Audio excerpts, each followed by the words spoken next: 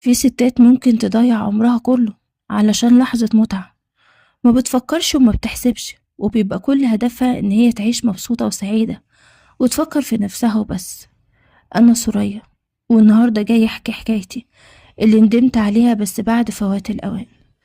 السلام عليكم ورحمة الله وبركاته، وأهلا بكم معايا في قصة جديدة. أنا اتولدت وعشت في وسط راقي، كنت مولودة في بقي معلقة دهب زي ما بيقولوا.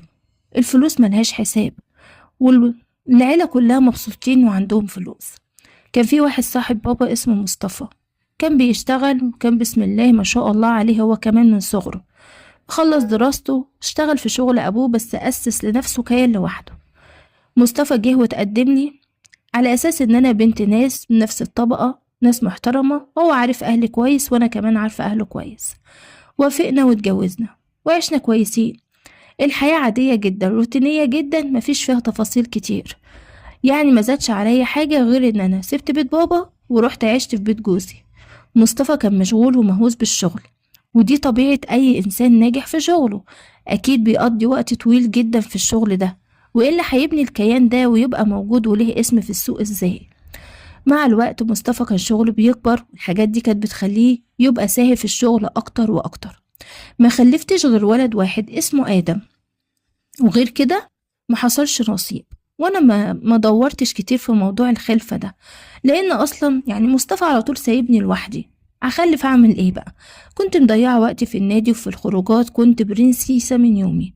مستحيل احط ايدي في اي حاجة في البيت، مستحيل اشيل حتى الورقة من على الارض. كان عندي الشغالين والخدامين في البيت، وما كنتش بحتاج لأي حاجة ابدا.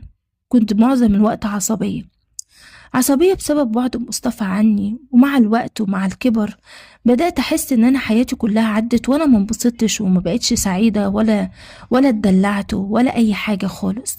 لدرجة إن أنا بقيت ببص على الناس اللي في الطبقة اللي أقل مني وأحسدهم على حياتهم وعلى استقرارهم، لأن الناس الناجحة اللي بتبقى عندها فلوس وشغل وبزنس كبير بيبقوا مشغولين كتير جدا عن أهلهم وعن بيتهم. يمكن بابا كان كده بس مش قوي يعني زي مصطفى واخد الموضوع بصدره بحماسة أكتر من اللازم. مع الوقت ابتديت أحاول أكسر الروتين بتاعي، بقيت أخرج كتير جدا جدا برا البيت، بقيت أسهر بالليل والصبح في النادي، أعمل رياضة، أعمل حاجات كتير عشان أشغل نفسي، وبرضه مفيش فايدة. لدرجة إن أنا اشتكيت مصطفى أكتر من مرة لماما والأهلي، وكلهم أجمعوا إن أنا ست مستهترة، إن أنا فاضية. فقالوا لي ممكن تعملي أي حاجة مفيدة بدل قعدتك الفاضية دي يا أختي. جربي كده تعملي حاجة انت كمان، تشتغلي مثلا، يمكن لما تشتغلي وتعملي حاجة هادفة ومفيدة الدنيا معاكي تتظبط. فقررت إن أنا أسمع كلامهم. فقلت لهم طب هشتغل في إيه؟ أنا ما عنديش أي هوايات في أي حاجة.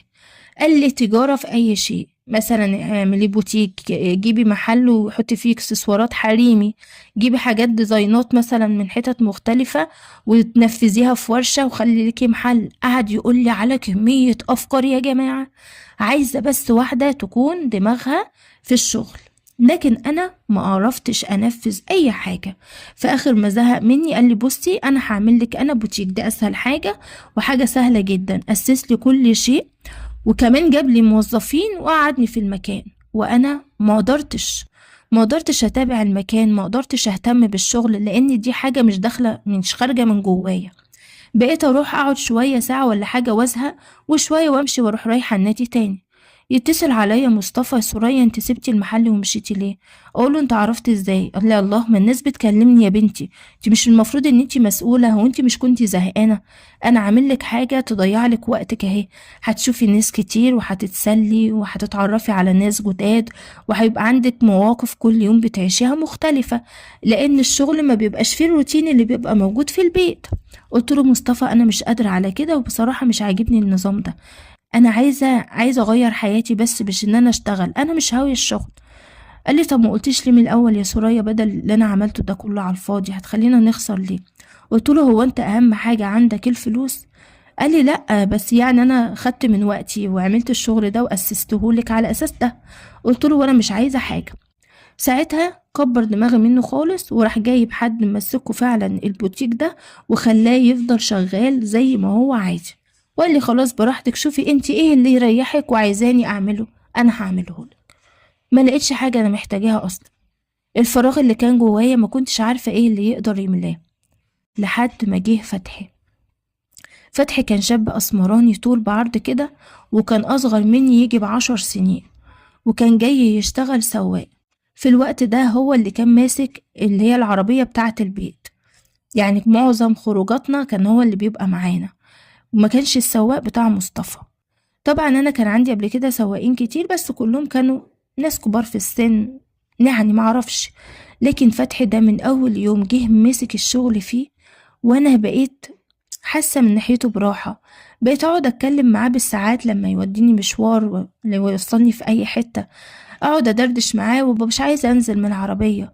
وسالته عن كل حاجه في حياته، وعرفت ان هو متجوز ومخلف كمان. قلت له ان انت لسه سنك صغير. قال لي احنا في المنطقه اللي احنا عايشين فيها يعني، وقرايبنا كلهم بيتجوزوا صغيرين وبيخلفوا صغيرين.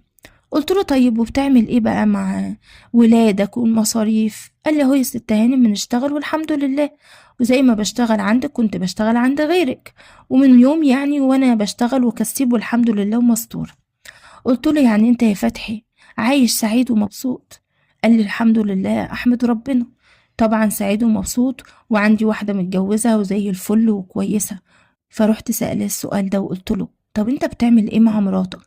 بصلي بابتسامة غريبة وقال لي يعني ايه يا ست هانم بعمل ايه؟ زي ما الناس كلها ما بتعمل، بصحى الصبح افطر واخد بعضي واروح على شغلي، وهي تصحى تعمل اكل البيت، تعمل شغل البيت، عايزة تنظف، عايزة تروح السوق، عايزة تروق، عايزة تعمل حاجة، تسهى مع العيال، تكتب معاهم الواجب لحد اما انا اجي بالليل، وهكذا. قلت له يعني بتقعد معاها، بتتكلم معاها، بتحسسها ان انت موجود، ولا ما بتبقاش فاضلها؟ قال لي يا ست هانم ما احنا منبقاش فاضيين برضو، عندنا شغلنا وحياتنا. بصراحة انا بروح ببقى تعبان، بس ما يمنعش يعني ان انا اقعد معاها شوية، عشان مهما كان دي واحدة برضو ست وفي رقبتي، والمفروض ان انا عفها، فاكيد يعني بقعد معاها شوية. معرفش قال لي الكلمة دي وانا سرحت في دنيا تانية خالص، وقعدت اتخيل لو كنت انا اللي متجوزة فتحي ده كانت حياتي هتبقى عاملة ازاي. وهل انا عندي استعداد ان انا اضحي بالفلوس وكل حاجة قصاد ان انا ابقى عايشة حياة سعيدة ومستقرة، حياة زوجية عادية زي اي اتنين متجوزين؟ كل يوم استنى جوزي، كل يوم يحصل بينا علاقة، ولو ما حصلش علاقة يبقى فيه كلام، او يبقى فيه اي حاجة غير اللي انا فيه ده خالص. معرفش ليه فكرت في الكلام ده بمجرد ما فتحي حكالي التفاصيل بتاعت يومه وحياته. ومن الوقت ده علاقتي بيه قربت. واضح ان هو قرا دماغي، فهمني، عرفني كويس جدا، لدرجة ان هو كان في اوقات كتير لما بيجي يوصلني في حتة بياخدني في منطقة هادية ويقف هو يتكلم معايا. لحد ما جه مرة من المرات وقف العربية وقال لي ما تيجي جنبي يا مدام، ولا انتي مش عايزة؟ فبصيت له بكل جرأة وقلت له لا عايزة. رحت نازلة من العربية ورحت راكبة العربية من قدام من جنبه، وقعدت جنبه ومسكت ايديه وقعدت اتكلم معاه في حاجات كتير. حكيت له عن مشاكلي مع مصطفى من ساعة ما اتجوزنا، وقد ايه ان انا عايشة وحيدة وتعيسة، وان حتى وجود ابني مش مضيع الاحساس الممل اللي في حياتي ده، واني عملت حاجات كتير جدا ومصطفى دخلني في مشاريع علشان خاطر يخليني اسهى، بس انا معرفتش. وساعتها من غير ما احس قربت منه وبدأت معاه، ومن هنا ابتدت ما بينا علاقة كاملة غير شرعية. في الوقت ده كانت حياتي فاضية. كان مصطفى بيسافر كتير ويسيبني، بيسافر كتير من غير ما يعرف مراتي دي محتاجة ايه، عايزة ايه غير الفلوس، عايزة ايه؟ عايزة اهتمام، عايزة حب، عايزة حضن، عايزة راجل يبقى قريب مني، سند وظهر ليا، اخر كل يوم اترمي في حضنه وانسى هموم الدنيا كلها، احس كده ان في حد معايا مشاركني في حياتي. لكن هو ما كانش بيفكر في اي حاجة من دي. الفترة ديت كان مصطفى بيسافر كتير جدا بأكتر من اللازم، فأنا كنت كل يوم بالليل بلاقي نفسي فاضية. وفي الوقت ده كان بيجي معايا فتحي لحد البيت لما يوصلني لما ببقى بره. وأول ما بدخل البيت ساعتها بطلب منه إن هو يستناني في الأوضة اللي في الجنينة، وبدخل عادي أغير هدومي وأشوف ابني وأطمن عليه وأشوف إذا كان نايم ولا صاحي، وأروح رايحة تاني لفتحي على الأوضة، بعيش معاه كأنه زوج وزوجة، ما كنتش بحس إن أنا غلطانة ولا كنت بحس بالذنب، كنت بحاول أستمتع وبس، أنبسط على قد ما أقدر. كنت حاسة إن أنا بجد مش محتاجة أكتر من شوية الاهتمام والحب والسعادة اللي باخدهم مع فتحي كل يوم بالليل، لدرجة إن أنا أدمنته، أدمنت قعدته، أدمنت العلاقة معاه. بقى هو كل حاجة في حياتي، هو النفس اللي أنا عايشة علشانه. بقيت كل يوم أستنى إن اليوم ده يجري بسرعة علشان أخطف الشوية اللي أنا بخطفهم في حضن فتحي. ما بقتش بتعارك مع مصطفى ولا بتضايق إن هو بيغيب، بالعكس كنت ببقى في قمة سعادتي لما يبقى مصطفى مسافر. بقيت سعيدة وفرحانة، حاسة بطاقة، حاسة بحيوية، وحاسة إن أنا صغرت 30 سنة، كأني لسه عيلة صغيرة. إحساس السعادة كان ملكني. عمري ما قلت لنفسي إيه يا سوريا اللي انتي بتعمليه ده، انتي بتخوني جوزك مع واحد يعني أصغر منك بسنين كتيرة، انتي بتخوني جوزك وبتخوني ربنا، انتي ست خاينة، العلاقة اللي بينك وبينه دي زنا. لا، كنت في قمة سعادتي. الشيطان مزينهالي ومحسسني ان انا اخيرا لقيت الحب ولقيت السعادة، لدرجة ان في خبر سمعته خلاني المفروض اتزلزل من جوايا. انا خدته بكل سعادة لدرجة ان كل العيلة كانوا نفسهم يعرفوا انا مالي وفيا ايه، والخبر ده كان موت مصطفى. في عز السعادة اللي انا فيها مع فتحي، كان مصطفى عنده سفرية كالعادة، وجالي اتصال ان هو تعب ودخل المستشفى وجات له سكتة قلبية مفاجأة. الخبر ده يا جماعة لما سمعته أنا ما حسيتش بزعل، أنا حسيت من جوايا إن أنا فرحانة. وأول حاجة فكرت فيها فتحي، يعني أنا هبقى الفتحي على طول، يعني أنا أقدر أبقى الفتحي زوجة في النور، يعني أنا ممكن أتجوز فتحي. يا رب، الحمد لله، الحمد لله أنت ما خلتنيش أفضل ست خاينة. ساعتها بس افتكرت إن أنا ست خاينة لما مصطفى مات، ولما فكرت في الجواز من فتحي. كان العيلة كلها مش عارفين سوريا مالها، بتتعامل عادي ولا كأن جوزها ميت. كلهم فكروا ان انا بمر بأزمة نفسية وان انا كاتمة الزعل جوايا. محدش يعرف ان انا كاتمة السعادة والفرحة. انا متأثرتش خالص بموت مصطفى، بالعكس. ادم ابني كان منهار وكان تعبان نفسيا لانه كان بيحب ابوه جدا، والفترة دي بطل يخرج من البيت، وانا كنت مستنية بفارغ الصبر يعدي شوية وقت علشان اقدر اقابل فتحي تاني لانه كان وحشني جدا.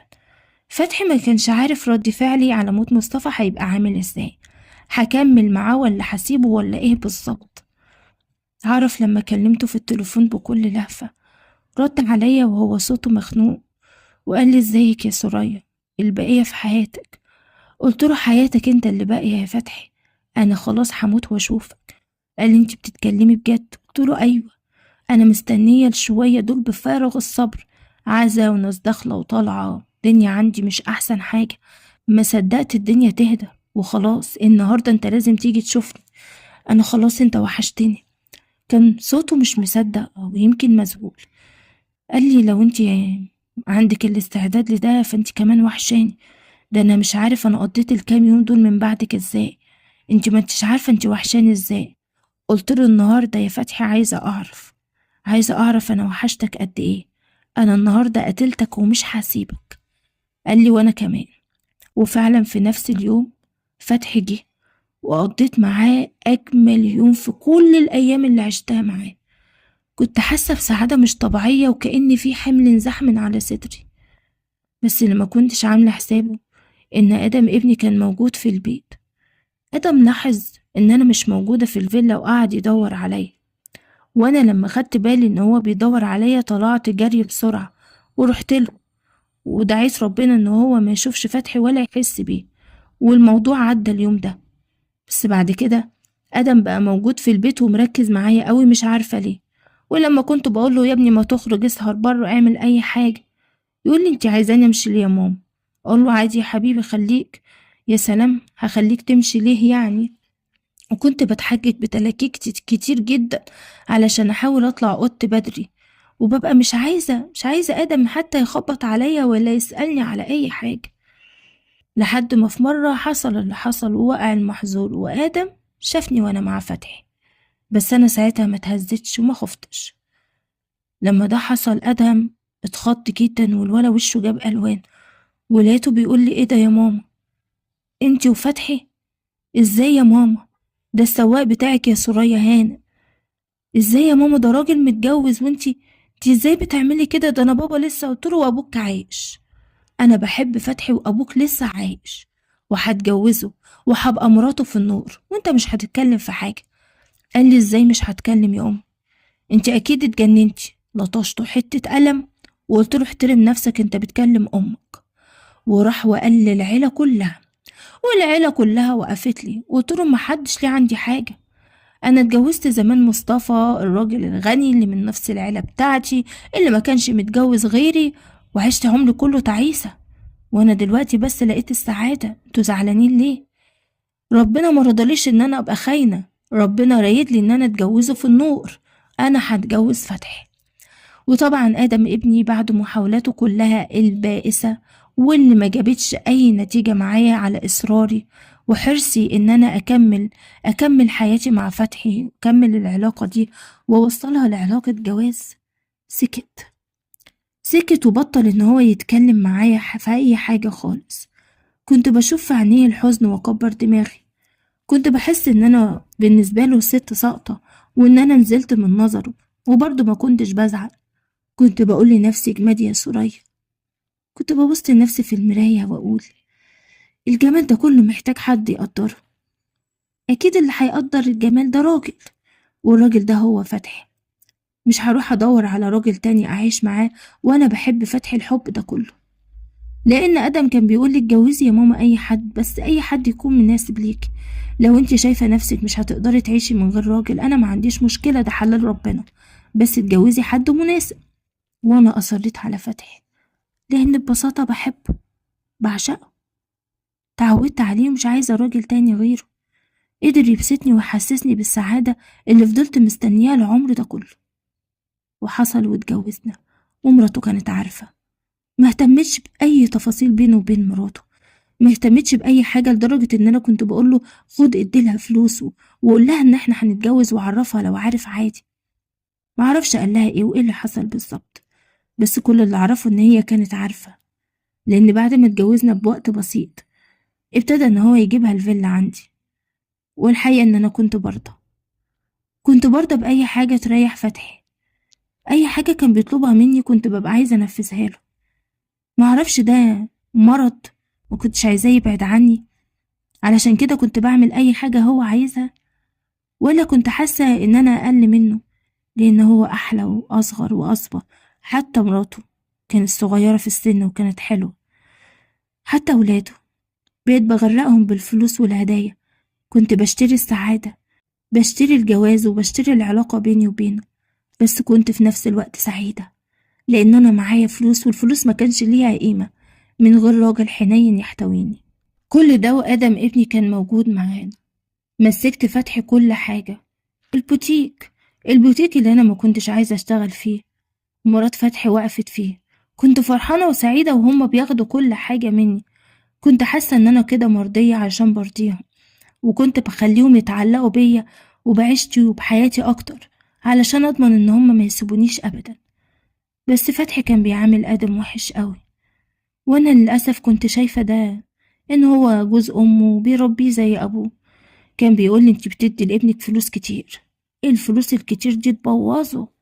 وليه يركب عربية ويسوقها هو بنفسه؟ ولا حتى تجيبله سواق ليه؟ ما ينفعش، خسارة. وفري الفلوس دي يا سوريا، انتي ما تعرفيش بكرة الزمن شايلك ايه.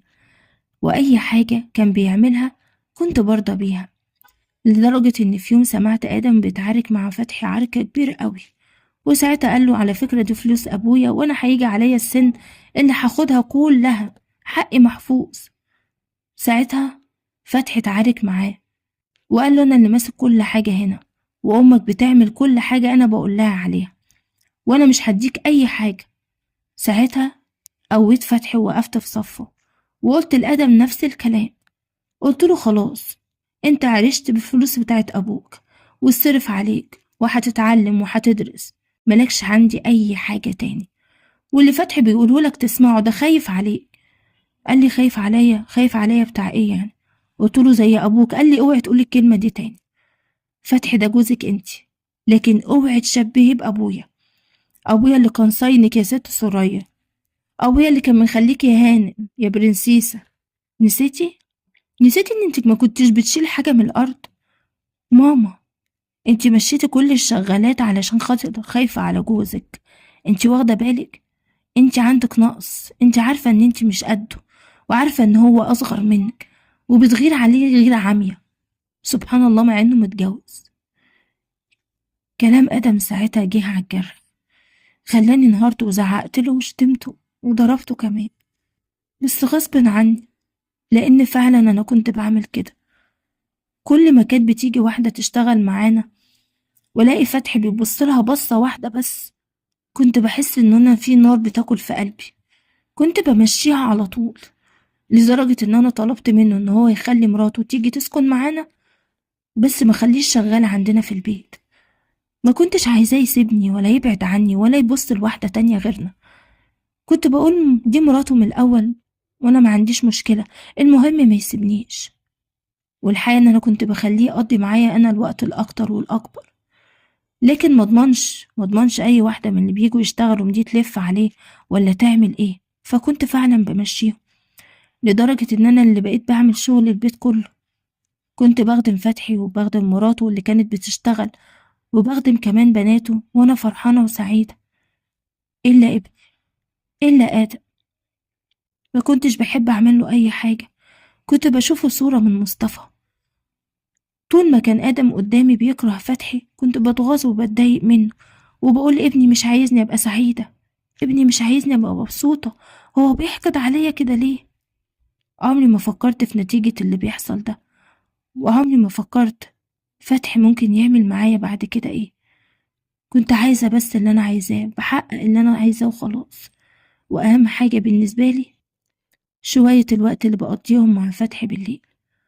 وبصراحة فتحي كان أستاذ فيهم، كان بيعرف ياخد مني كل حاجة في الوقت ده، كان بيعرف يخليني أنسى كل حاجة حصلت في اليوم بالشوية دول. كان بيتعامل معايا بطريقة غريبة، كان بيسحرني، كان بيسحرني بالعلاقة. علشان كده كنت حاسة إن أنا تحت رجليه، عايزة أنفذ له كل حاجة هو عايزها، حتى لو غلط، حتى لو على حساب ابني، ولو على حساب نفسي وعلى حساب كرامتي. خلاص، دي بقت سوريا، وسوريا بقت أنا، ودي بقت حياتي وطبيعتي. اتعودت عليها، وعودت نفسي على حاجات كتير ما كنتش بحبها، لدرجة إن آدم حسن إن أنا هضيع كل حاجة، وراح اشتكاني لكل أهلي. وكالعادة وقفت لهم وتعاركت مع آدم، وقلت له لو عايز تعيش هنا تعيش باحترامك، تسمع كلامي وكلام جوزي، غير كده ملكش أي حاجة عندي. فبدل ما تخسر كل حاجة يا آدم وتمشي من غير أي شيء، خليك في البيت واسمع الكلام. على الأقل أنا هساعدك في كل حاجة، وهقدم لك كل الفلوس اللي انت تحتاجها. ساعتها قال لي يا ماما دي فلوسي أنا يا ماما. يا ماما انت بتدي حقنا الراجل انت ما تعرفيهوش، ده كان بيشتغل هنا، انت ازاي بقيتي كده؟ انا عايزك تفوقي لنفسك. بس انا ما فقتش، لحد ما جه يوم كنت مبسوطة قوي قوي قوي انا وفتحي. كنا نايمين واحنا فرحانين وسعداء جدا. اليوم ده قضيت معاه وقت لذيذ كتير، ونمت، غفلت شوية وصحيت على صحيت على صويت آدم وانهياره. ولما طلعت أجري عشان أشوف فيه إيه، لقيت فتحي قدامي مقتول. ما صدقتش نفسي، وقعدت أصوت وأصرخ وأصوت وأصرخ. مراته جات والولاد والدنيا اتقلبت، وفضلت أقول ابني هو اللي قتله، آدم هو اللي قتل فتحي، بتقتله ليه؟ وقعدت أضرب في آدم لما إيديا وجعتني من كتر الضرب، وانهارت ووقعت في الأرض. وما فقتش غير بعد ما خلاص الإسعاف جات والدنيا اتقلبت والشرطة والأمن. ساعتها آدم قال لهم كل حاجة حصلت، حكى كل شيء، وقال ده جوز أمي وأنا كنت بكرهه. قال كل حاجة حصلت من ساعة ما دخل عليا الأوضة لما كنت في حضن فتحي أول مرة، لحد اللي حصل في اليوم ده واللي أنا ما كنتش أعرفه. آدم قال إن هو كان قاعد في المطبخ، كان بياكل فاكهة بالليل، لما حس إن هو جعان شوية، وقال إن هو غفل على ترابيزة المطبخ عادي. لكن فتحي لما نزل يشرب وشافه ضربه على قفاه وهو نايم وصحى من النوم، وقال له: انت نايم هنا كده ليه؟ قال له: انا انام في الحتة اللي انا عايزها. قال له: يعني ايه انت تنام في الحتة اللي انا عايزها؟ اطلع اوضتك ومش عايزة اشوفك تحت تاني، وما تنساش ان انا عندي بنات، والبنات دول عايشين في نفس البيت. قال له: انا مش شبهك ومش زيك علشان خاطر اعمل حاجة لبناتك. انت مفكر كل الناس قذرة زيك ولا ايه؟ بكرة ان شاء الله سوريا هتفوق، ولما سوريا تفوق وترجع لنفسها اكيد انت مش هتبقى موجود هنا. انت بتتحكم فيا وفي مالي على اساس ايه؟ دي فلوس ابويا وفلوسي. ساعتها فتحي راح ضربه وراح قال له: ابوك ده مش راجل اصلا، وانا مش عايزه اتكلم، يلا اهو راح في داهيه تاخده. وقعد يسمم ابني بالكلام. ادم ساعتها ما حسش بنفسه وضربه ومات. ادم ابني وهو بيحكي كل حاجه، ولما رحت علشان اتعارك معاه وقعد يتكلم معايا، حسيت ان انا السبب في كل ده. حسيت ان انا السبب في موت فتحي. حسيت ان انا السبب في خسارة ابني. حسيت بالذنب وزعلت، بس للأسف بعد فوات الأوان. ساعتها حسيت بموت مصطفى، وافتكرت سوريا القديمة، وقلت لنفسي: هل الشهوة تستاهل اللي أنا عملته في نفسي ده؟ هو الشيطان عرف يضحك عليا قوي كده، وأن أنا أصلا اللي كنت شيطانة؟ إزاي قبلت الإهانة على نفسي وعلى ابني؟ كل الخير ده بتاع أدهم فعلا. كل العز اللي احنا عايشين فيه ده هو بتاع آدم. أنا ليه سمعت كلام فتحي، وليه خليته يهين ابني ويجرحه؟ حتى لو كنت بحبه وعايزاه وعايزة أعيش معاه، ليه أذي ابني كده؟ آدم ساعتها قال لي كلمة عمري ما هنساها. قال لي: أنا بكرهك يا أمي، انتي السبب في كل ده. لما نيجي نقف قدام ربنا أنا مش هسامحك أبدا يا ماما على اللي انتي عملتيه فيا دلوقتي، لأن كل حاجة أنا وصلت لها دلوقتي انتي السبب فيها. وديني قاعدة بعد ما خسرت كل حاجة، وخسرت نفسي واتفضحت. اليوم بيعدي كأنه سنة. خسرت كل حاجة اتمسكت بيها، حتى ابني اللي خد 25 سنة خسرته. خسرته هو كمان. وعلشان كده قررت ان انا احكي قصتي وحكايتي. جايز اكون انا كان عندي حق في حاجة طلبتها وكنت عايزاها، بس الخيانة دايما والزنا بتبقى نهايتهم وحشة. مستحيل ربنا يرضى عن حاجة بدأت كده، وعلشان كده كان لازم النهاية تبقى كده. كان ممكن أعيش مع مصطفى في سلام وأمان، وسبحان الله كان ربنا مقدرله إن هو يسيبني. كنت ممكن بعدها أتجوز في الحلال، ولو إن أنا يعني خلاص مش قادرة ومش طايقة إن أنا أعيش من غير الكلام ده، كنت أقدر إن أنا أتطلق وأتجوز. ربنا حلل الطلاق لما تبقى في حاجة مهمة زي كده. لكن أنا مش عارفة إحنا ليه بنروحوا للحاجات الصعبة، ليه بنروحوا للقتل وللزنا وللدمار، ليه ما بنمشيش على الحاجات اللي ربنا حطها لنا؟ أطلق، مش عايزة جوزي أطلق، لكن ليه الخيانة؟ ليه الغدر؟ ليه القتل؟ كل دي أسئلة أنا بسألها لنفسي دلوقتي، وللأسف مش لاقيه لها إجابة، لأن اللي بيحصل ده بيتكرر كل يوم، ويمكن كل ساعة، في كل حتة في العالم، في كل منطقة. ليه؟ مش عارفة. هو الناس الوحشة بقوا كتير قوي كده، والناس الصح بقوا قليلين قوي كده؟ احنا في زمن صعب قوي. حاولي على قد ما تقدري ان انت تتمسكي بالصح وبالدين، لان الدين هو اساس الحياة. قواعد اللي ربنا حطها لنا لو مشينا عليها هنرتاح كتير قوي قوي من حاجات كتير. ودي كانت قصتي، ودي كانت حكايتي، ولحد هنا بقى بتكون انتهت قصتنا النهاردة. لو كملتوا القصة ما تنسوش تشاركوني برأيكم تحت أسفل التعليقات. تفتكروا يا جماعة سوريا كان عندها حق إن هي تعمل كده علشان جوزها أهملها، ولا آدم كان غلطان لما حاول إن هو يحافظ على أمه وعلى ماله؟ مين فيهم اللي غلطان؟ ومين فيهم اللي على حق. لو كملت القصة ما تنساش تشاركونا برأيكم تحت أسفل التعليقات لأنه أكيد بيهمني. اشترك في القناة وفعل زر الجرس علشان يوصلك مني كل جديد، وياريت لو تعمل شير لأصحابك وحبايبك علشان هما كمان يتابعوا معانا قصتنا النهاردة. سلام عليكم.